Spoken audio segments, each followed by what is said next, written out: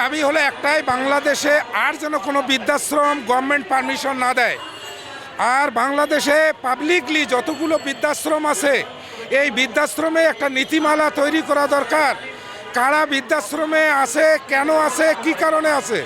আসলে বাংলাদেশে এই অসহায় বৃদ্ধদের নিয়ে যে হারে একটা বিজনেসের প্রচলন চালু হয়েছে, এভাবে যদি চলতে থাকে আগামী 50 বছর পর পারিবারিক প্রটোকলের মধ্য দিয়ে এই প্রতিটি মা বাবাকে বৃদ্ধাশ্রমে যেতে হবে। তাই আমরা চাই যে মা বাবা এত কষ্ট করে মানুষ করলো, আপনাকে দেশে বিদেশে পড়াশোনা করাইলো, সেই মা বাবা কেন বৃদ্ধাশ্রমে থাকবে। কোনো সন্তান যেন মা বাবাকে বৃদ্ধাশ্রমে দিয়ে সে আইনের ফাঁকে বের হতে না পারে। এটা করার জন্য যত ধরনের আইনানুগ ব্যবস্থা দরকার আমরা ইনশাআল্লাহ চালিয়ে যাব। আমাদের আন্দোলন বাংলাদেশে বৃদ্ধাশ্রম থাকবে, কিন্তু কোনো মা বাবা বৃদ্ধাশ্রমে যাবে না। আর বৃদ্ধাশ্রম নিয়ে একটা মহল যে বিজনেসে লিপ্ত হয়েছে, এই বিজনেসটা যেন আর বৃদ্ধাশ্রমকে নিয়ে করতে না পারে। যেমন প্রায় বৃদ্ধাশ্রমে দেখবেন অসহায় বৃদ্ধরা, এরা টিভি মিডিয়ায় দেখায় এক একটা অসহায় বৃদ্ধা, এদের হলো অ্যাসেট।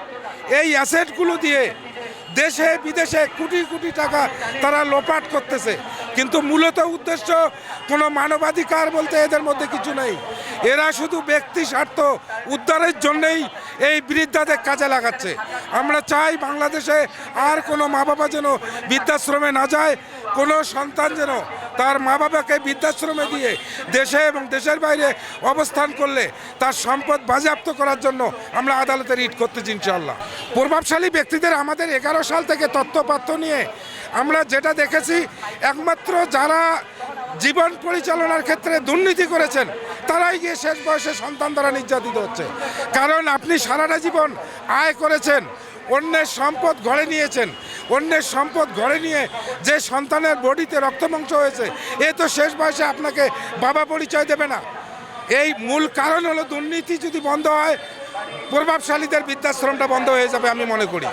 আর হলো উচ্চশিক্ষিত একটা বৃদ্ধাশ্রমের কারণ, আমরা বেশিরভাগ অভিভাবকরা মনে করি ছেলেকে দেশের বাইরে পড়ালে মনে হয় ছেলে শেষ বয়সে আমার জন্য অনেক কিছু করবে। আসলে পড়াশোনার পাশাপাশি যদি পারিবারিক শিক্ষা, নৈতিক শিক্ষা, ইসলামী মূল্যবোধ তার মধ্যে তৈরি করা না হয়, আর আপনি যদি আপনার মা বাবাকে কিভাবে আদর যত্ন করতেছেন এটা তাদেরকে ফুটে উঠানো না হয়, তাহলে শেষ বয়সে আপনিও বৃদ্ধাশ্রমে যাবেন। আমাদের একটা ডায়লগ হলো, আপনি আপনার মা বাবার জন্য যতটুকু করবেন আপনার সন্তান আপনার জন্য ঠিক ততটুকুই করবে। আমরা চাই আগামীতে যেন আর বৃদ্ধাশ্রম বাংলাদেশে না বাড়ে। যে পর্যন্ত হয়েছে এই পর্যন্ত বন্ধ করে এই যুব সমাজকে আমরা বুঝাতে চাই, তোমরা তোমাদের মা বাবাকে আদর যত্ন করবা, তোমাদের সন্তান তোমাদেরকে আদর যত্ন করবে। এটাই হলো আমাদের মূল উদ্দেশ্য। আমার পরিচয়, আমি এই সংস্থার ছোট্ট একজন দায়িত্বশীল প্রতিষ্ঠাতা চেয়ারম্যান।